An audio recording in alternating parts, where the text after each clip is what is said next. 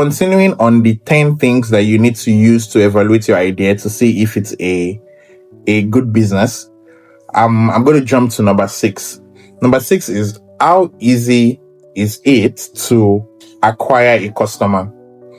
For a fish seller who has a stall in the market, you're relatively going to spend almost zero to acquire a customer. The amount of effort you're going to need to put in to get customers is going to be pretty low, because everybody already comes to the market when they want to buy fish.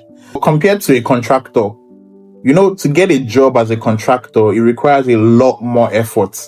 There's the bidding, there's all the money you're going to spend for licenses and things like that, just, to be able to acquire a fresh client or a fresh customer. So yeah, the easier it is for you to acquire customers, the better your idea is as a business. Number 7 is speed to market.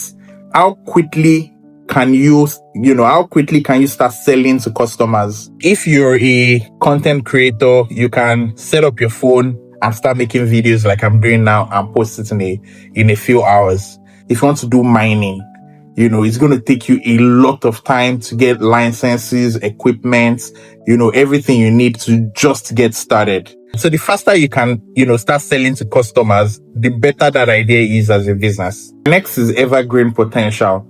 So after you've released your initial product, how much work do you need to do to keep that product relevant to customers? For example, this video, I may not need to make a lot of improvements to this video to keep it relevant for the next 10, 20 years. But if I were, say, Apple, I need to improve the iPhone every single year if I'm going to stay on top of the market. Otherwise, people start losing interest. Nobody goes to the market to buy the first iPhone that came out or the second iPhone that came out. So the less work you need to put into your product after your initial release to keep it relevant to customers, the better it is as a business. So finally, how much does it cost to actually get your product to a paying customer? If you sell books, let's say digital books, it is very easy for you to send your customers these books, once they pay you, right? Just with the tap of a button, you can send your book to millions of people, right? But if you sell, let's say you supply gas, think about the logistics of actually getting your gas to a customer. It is quite expensive. It is quite tedious. It is quite a task to just get the gas to your customer.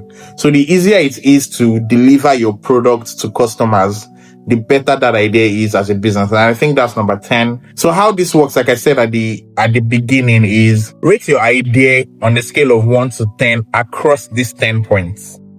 The average should be above 70%.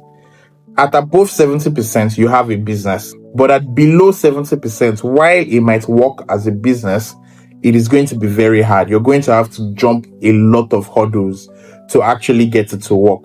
In my opinion, I think it's just not worth it if it's below 70%.